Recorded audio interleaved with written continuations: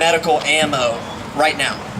How many people think that if you had an honest conversation with your doctor about medical marijuana as a possibility for your future, you could say, I'm thinking about going to Colorado, doc, to get some legal medical marijuana. What do you think about that?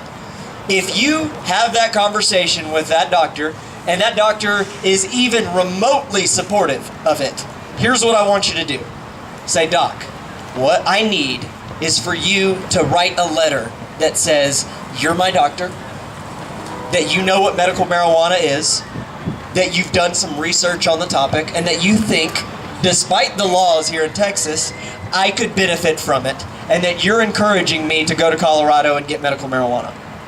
If you go into a representative's office with that letter, how much more seriously do you think that they are going to take your medical need for cannabis? Yes. It's huge. It's game-changing. Because they may try to argue with you, but they're not going to try to argue with this piece of paper that's got a doctor's name on it. Okay? And so if all of you are willing to go and talk to your, I don't care what kind of doctor it is. It could be an MD, it could be a DO, it's alphabet soup with these guys. I don't care.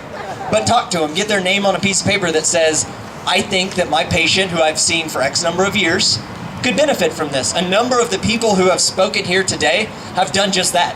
They've actually gotten their doctors who aren't going to go like NORML on Facebook or come to an event or anything like that, but they are willing to sign their name to a piece of paper that says my patient could benefit from this, even though the laws prohibit it. And all of you could do the exact same thing. We need to ask them to put it in their medical record that they are getting treated elsewhere and having favorable results. You need to make sure, if you go this route, that it is put in your medical records that you are thinking about or being treated elsewhere, out of state, and that way you have some sort of legal protection if, in fact, the worst were to happen, all right? I'm not saying that you need to be afraid as an advocate. I'm saying you need to be aware as an advocate. You need to understand the possibilities, and you need to be prepared to have a conversation that could mean the difference between your freedom. And they need to add that they're getting favorable results. And make sure you add that you're receiving favorable results if in fact you are telling your doctor you're using this, okay? Or that you're going to. Some of you may just go to your doctor and say, I just need you to say that you think I could benefit.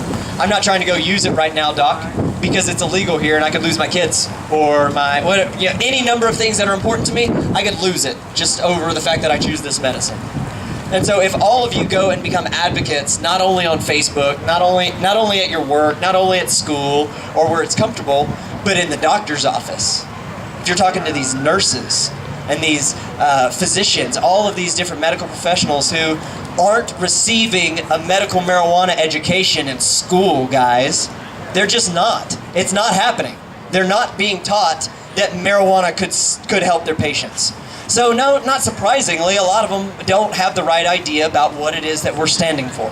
And so if you can go in and have this relationship with your doctor over X amount of time, or even go find a new doctor and use it as your qualifier. You're going in and I'm interviewing doctors, doc, and I want to see if you're savvy enough about what could potentially help me or my son or my daughter or my family member.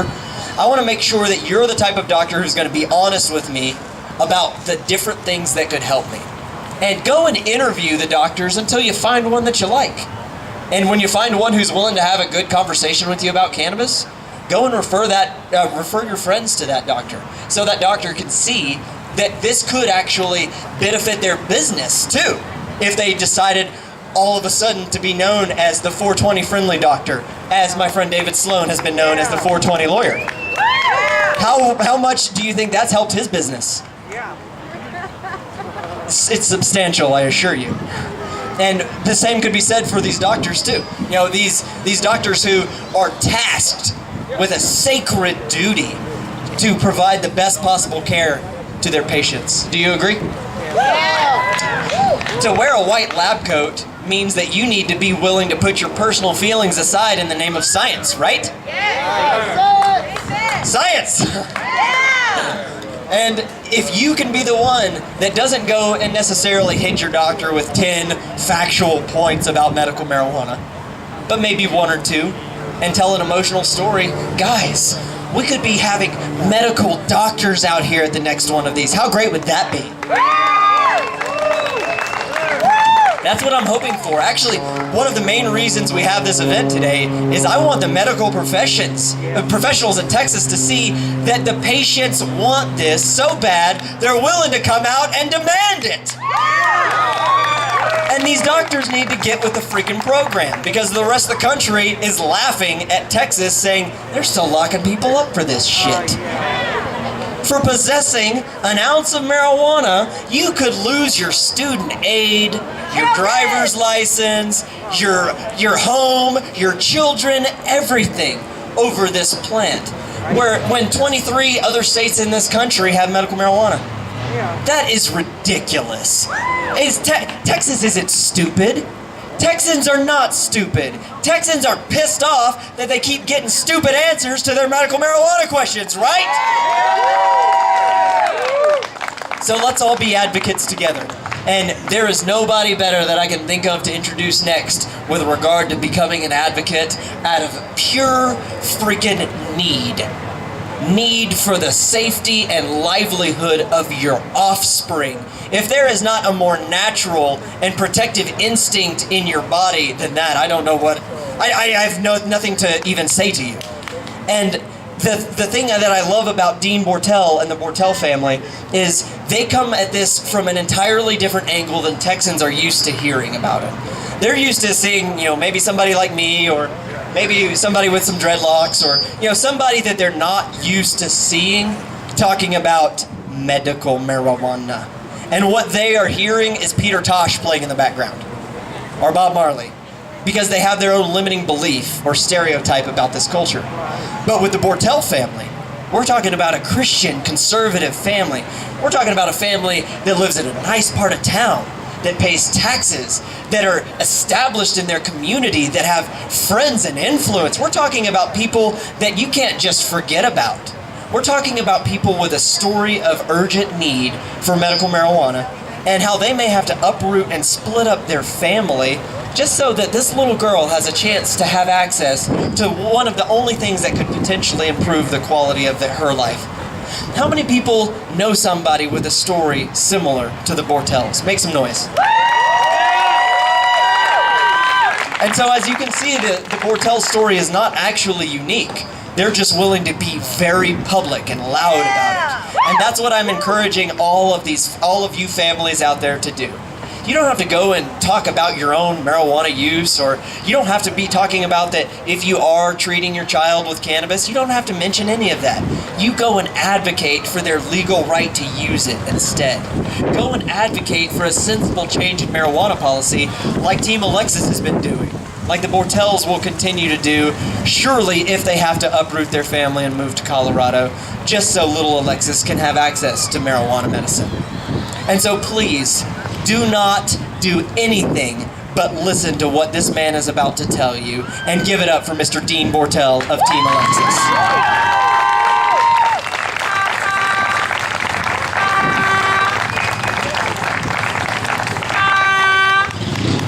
Thank you. Not too loud, right? Everybody can hear me? Yes. I want to first thank Sean, thank DFW NORML for having us out here. As he said, I am Dean Bortell. I am Executive Director for Team Alexis, but more than that, more important than any title, I am privileged and honored to be Alexis's dad. I tell people all the time, I don't know how I got chosen for this duty. I am a disabled veteran of the United States Navy, but this is by far the best duty I've ever had, being her dad, and I can't imagine. It's a gift that goes without words. I want to say thank you to my wife. She's standing back there running the camera. This ship doesn't sail with her at the helm, so give her a round of applause, please. And then a special thank you to Tracy Ansley. She's taken Director of Operations, which has helped us immensely as a group. And please give her a round of applause. I know she's been fantastic. And that answers the big question. Everyone wonders, who is Team Alexis? That is your Team Alexis Leadership Board. That is the people behind the Facebook page you hear, people behind the television commercials. But more than that, Team Alexis is all of us standing here today.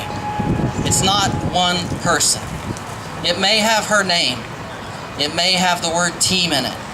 But together, it's everybody.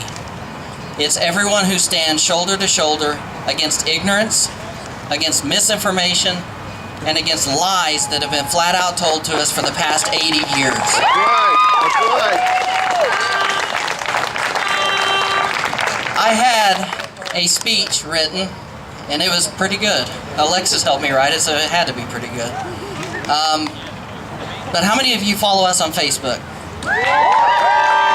Give yourselves a round of applause. Stay active. Stay doing it. I threw that speech away Wednesday night because if many of you following us on Facebook, you know what happened Wednesday night. Alexis had the worst seizure of her life. I thought she was going to die. They rolled the ambulances. They rolled 911. They couldn't get her awake in the house.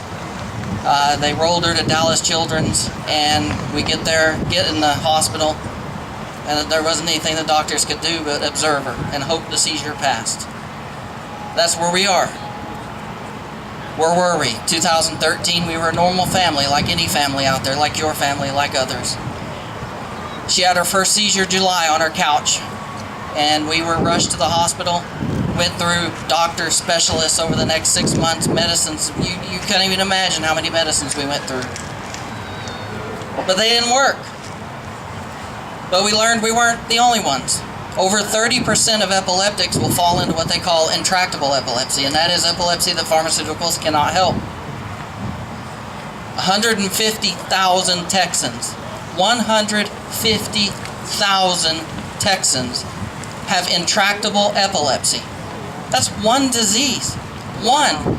And it's a subset of one disease. And there's nothing that you can do to help them in Texas.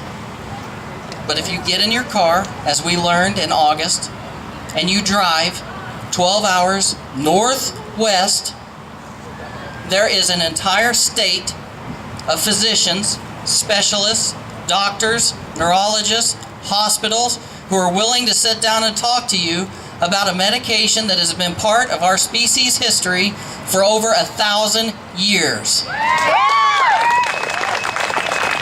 It's only in the last 80 years that we've decided here in Texas and some other states that we're smarter than history, we're better than history, that we don't need to learn from history.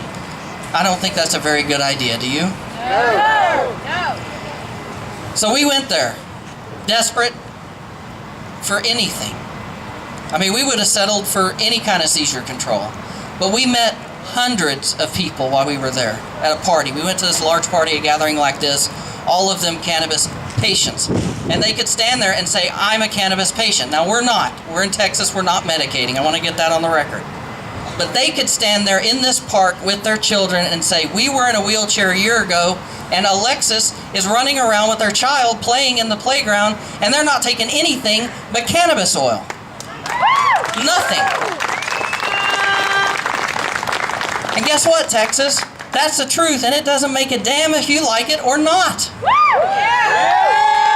It doesn't matter. Science is not prejudice. Science doesn't pick sides. It doesn't pick favorites, and it doesn't pick people. Whether or not we like it, whether or not we believe it, whether or not we as a state subscribe to it. And believe me, I'm one of the people who went to their representatives and had a less than desirable meeting.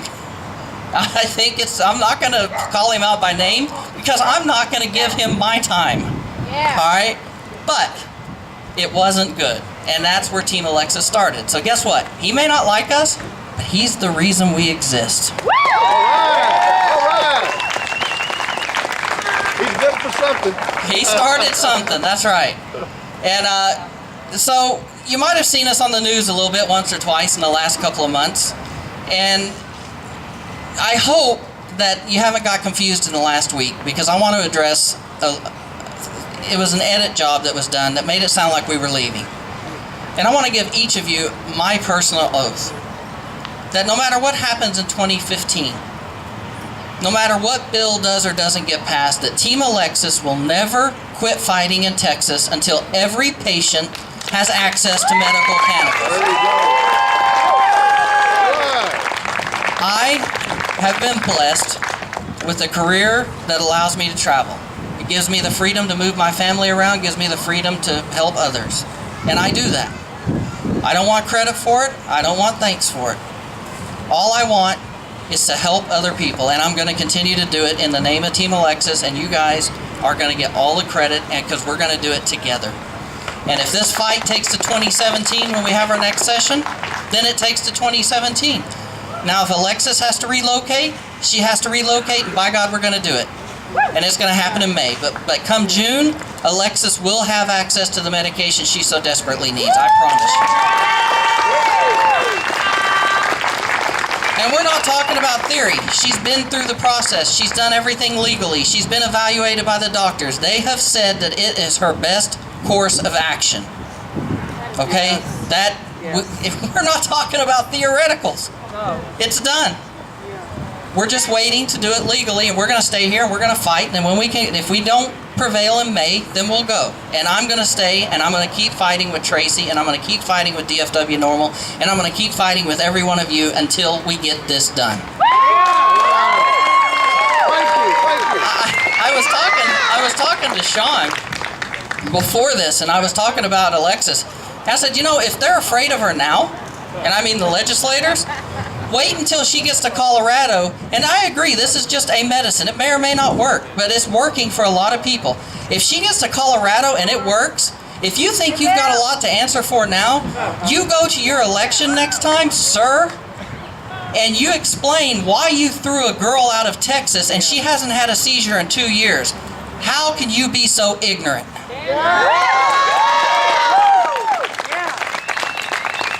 So you wait. If we get it in 2015, then thank God. If we don't, it's only started.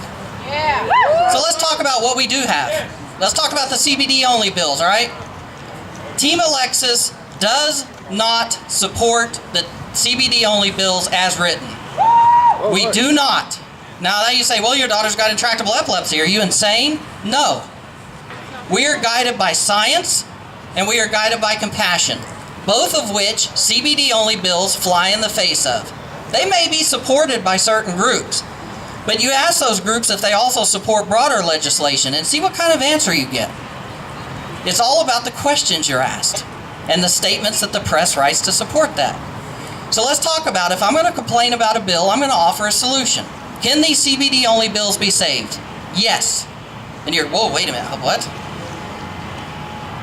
If you get rid of the dosing requirements and let the doctors decide what kind of oils that the patients need, that's one fix. Would everybody agree with that? Yeah. I mean, it doesn't have to be CBD only. It could be THC only. I mean, what bureaucrat knows what medicine you need? So if we're going to admit it's a medicine, let's admit it's a medicine and leave it in the hands of professionals. Right? If you're going to limit us to oils and throw it behind our backs and say it's oils or nothing in 15, okay, that's one thing. The second thing is, did you know that the bill, even if they pass it in 2015, has a clause in it that specifically states that they do not have to license the first dispensaries until January 1st, 2018. How many people knew that?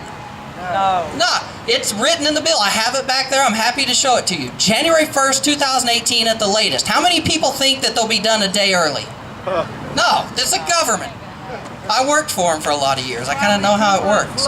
Yeah, so any hopes that we would have of doing anything in 2017 productive, if these CBD bills pass as they're written, you can forget it. Now, we're not going to stop fighting, but how many legislators are going to say we're going to change a law that hasn't even gone into effect yet? So we got to get that fixed. The other two things that are of concern is, for the first time in a very long time, we as a civilization in the United States of America are about to legislate a subclass of human being. Now, what do you mean by that? What I mean by that is, written into the bill, it says intractable epilepsy only. So you're telling me, and I love my daughter more than heaven and earth, but you're telling me that my daughter who has intractable epilepsy is more important than someone's child who has cancer. Right. I've got something to say to you, but my daughter's standing right there and I'm not going to say it. Okay? We are not going to legislate a subclass of American population. It's just not right. So that needs to be fixed. And then the final thing that they need to fix is, look, we need to get more conditions in there. Epilepsy, if you're going to legislate it out, fine. But let's get a board of non-pharmaceutical setting representatives, meaning doctors, who get to determine what the conditions are that get treated. I mean, and let's not tie it to the biannual cycle of the Texas legislature. Let's have them meet quarterly and be answerable to the people for whose health they're responsible for. That's right. Yeah, then you have a bill that we can build a bridge. If you watch the special for Alexis, we can build that bridge to 2017, and Alexis can stay in her school, she can stay in her church, she can stay with her families, and many other patients can also stay in Texas. How does that sound? That's not a CBD-only bill. It's not a whole plant oils bill. It's a compassionate, human, medical use bill. And that's what we need. And that's what Team Alexis will support, and nothing short of it. If people want to talk trash about me, fine. I was a sailor. I've been lied to. I've had some horrible things said about me. That's good. Whatever you want to say, fine. But when my daughter goes down there and testifies against this CBD bill, if you see it and I don't, tell me. Because she's off limits. She's going to testify for you. And she's going to testify for your children and their children and their children. Because we are building a legacy. We are not building a name for ourselves. This is something that matters to all of us. So I'll tell you a little about the girl, because she's going to come up, because you really don't care about what I have to say anyway. So she's coming up. Alexis is 9.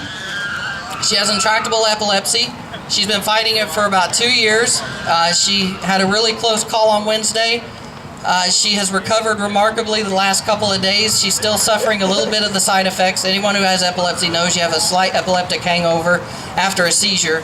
So please bear with us. She insisted on coming today.